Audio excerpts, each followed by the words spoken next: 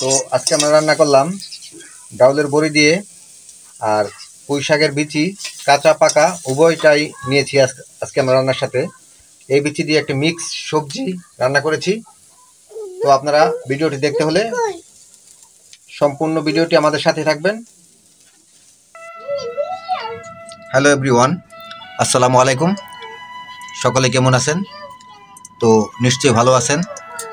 আমিও আপনাদের দয়া আল্লাহর রহমতে ভালো আছি। আজকে আর একটি নতুন ভিডিও নিয়ে আপনাদের সামনে হাজির হয়েছি। সেটা হলো, এখানে আপনারা দেখতে পাচ্ছেন পাকা এবং কাঁচা কিছু পুঁই শাকের বিচি আছে। এটা হচ্ছে পাকা আর এগুলো হচ্ছে কাঁচা। কাঁচা পাকা উভয় পুঁই শাকের বিচি আমরা এখানে নিয়েছি, সাথে কিছু আলু কেটে নিয়েছি। আর এখানে দেখতে পাচ্ছেন কিছু মাসকালের ডাউলের বড়ি। এই ডাউলের বড়ি দিয়ে আর পুঁই শাকের বিচি দিয়ে আজকে একটি আমরা সবজি রান্না করব। এই রান্নাটি আপনাদের সামনে শেয়ার করতে চাচ্ছি। তো চলুন আমরা কথা না বাড়িয়ে মূল ভিডিওতে ফিরে যাওয়া যাক।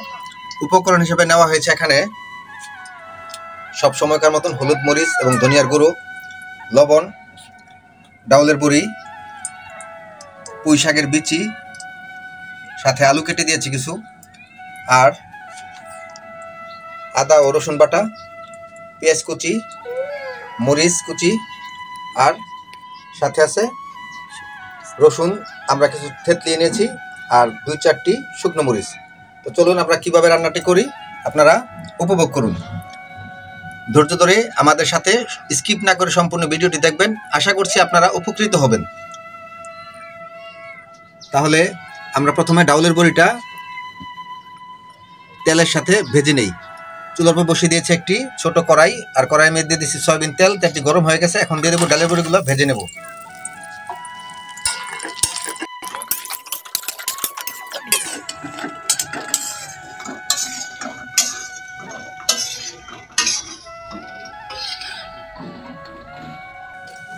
ডাউলের বড়িগুলো ভাজা শেষ হয়ে গেছে, এখন আমরা নামিয়ে নেব। তো আমাদের ডাউলের বড়িটা ভাজার পর আমরা এখন এই সবজিটাকে পাক করার জন্য চুলার উপর বসিয়ে দিয়েছি একটা ফ্রাই প্যান। ফ্রাই প্যানটি গরম হয়ে যাওয়ার পর দিয়ে দেবো সয়াবিন তেল। সয়াবিন তেল দেওয়ার পর সয়াবিন তেলটি গরম হয়ে গেছে, এখন দিয়ে দেবো পেঁয়াজ কুচি।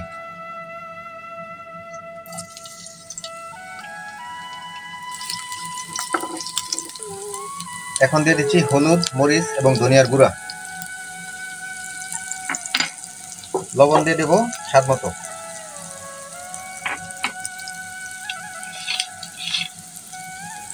সাথে দিয়ে দেবো আদা ও রসুন বাটা।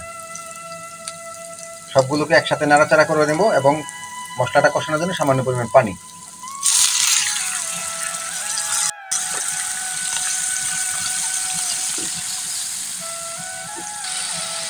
মশলাটা কষানো হয়ে গেছে, এখন আমরা কাঁচামরিচ দিয়ে দেবো। কাঁচামরিচগুলো ফেলে নেবেন, তাহলে জালটা ছড়াবে।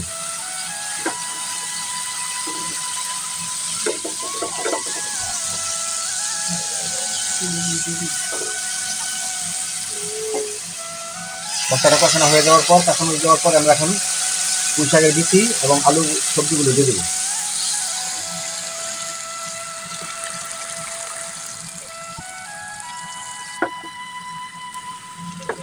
কষানো মশলাটার সাথে নেড়ে চেড়ে সবজিগুলো মিক্স করে নিই।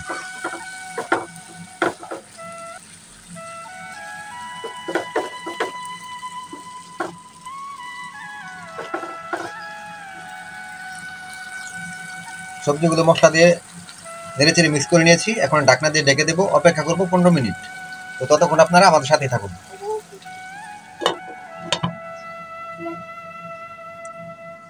তো ফিরলাম 15 মিনিট পর, দেখি ঢাকনাটা খুলে। ওয়াও, কি সুন্দরভাবে তরকারিটা বলক দিচ্ছে।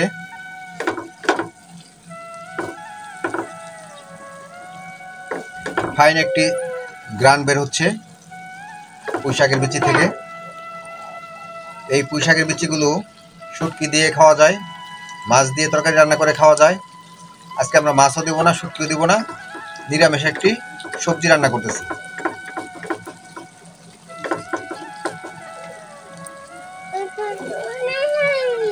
নেড়ে চেড়ে পুনরায় ঢাকনা দিয়ে ঢেকে দেব। অপেক্ষা করি বিচিগুলো সিদ্ধ হওয়ার আগ পর্যন্ত।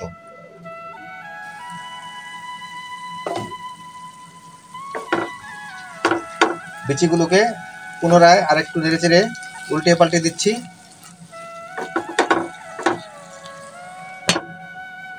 আর আরেক চুলার উপর আমরা ছোট একটি কড়াই বসিয়ে দিয়েছি। এখানে এই মশলাটা যে আমরা তৈরি করব, এই মশলাটা হচ্ছে এই পুঁই শাকের বিচিটা বাগার দেওয়ার জন্য আমরা তৈরি করছি। এখন আমরা দিয়ে দিব সয়াবিন তেল। এখান থেকে মশলাটা তৈরি করে নেব।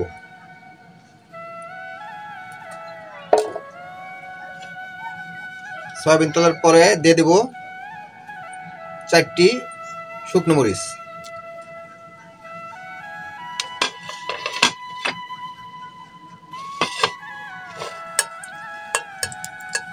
মরিচটা ভাজার পর এখন দিয়ে দেব আমরা রসুন যে থেতলিয়ে রেখেছিলাম সেই রসুনগুলো দিয়ে দেব। রসুন দেওয়ার পর এখন দিয়ে দেব পেঁয়াজ কুচি।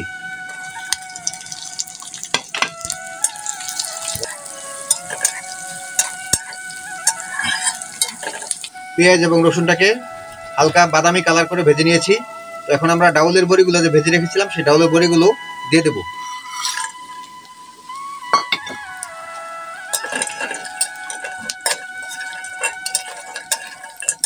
তো আমাদের এখন বাগার দেওয়ার জন্য মশলাটি কষানো হয়ে গেছে। এখন আমরা এই ফ্রাই প্যানের ঢাকনাটা খুলে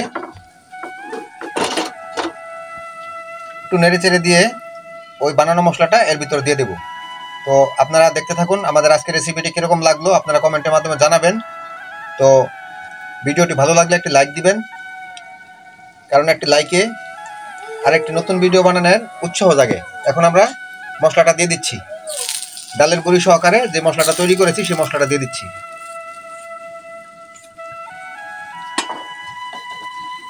নেড়ে চেড়ে মিক্স করে নেই। তো এই ধরনের ভিডিও আপনারা পেতে চাইলে আমাদের চ্যানেলটি সাবস্ক্রাইব করে পাশে থাকা বেল বাটনটি বাজিয়ে অল একটি ক্লিক করে দিবেন, যাতে করে পরবর্তীতে ভিডিও আপলোড দেওয়া মাত্রই নোটিফিকেশন আপনার মোবাইলে পৌঁছে যায়, আপনার যাতে কোনো ভিডিও বাদ না পড়ে যায়। তাই চ্যানেলটি সাবস্ক্রাইব করে পাশে থাকা বেল বাটনটি বাজিয়ে অল একটি ক্লিক করে দিবেন। আর ভিডিওটি ভালো লাগলে একটি লাইক দিবেন। আর আপনার বন্ধু বান্ধব, শুভাকাঙ্ক্ষী, আত্মীয় স্বজন সকলকে দেখার জন্য ভিডিওটি শেয়ার করে দিবেন।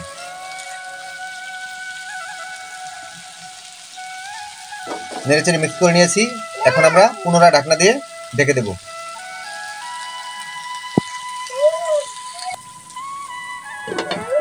হ্যাঁ, মশলাটা দেওয়ার পর আরও সেন্টটা খুব গাঢ় হয়ে গেল, মানে গ্রানটা দেখা যাচ্ছে যে না, খেতে খুবই স্বাদ লাগবে। তো আপনারা এইভাবে খেতে পারেন যদি মনে চায়। পুঁই শাকের বিচি, তারপরে হচ্ছে আলু আর ডাউলের বড়ি। তো আমরা এখন সর্বশেষ দিয়ে দেব আমাদের ঘরে বানানো গরম মশলা।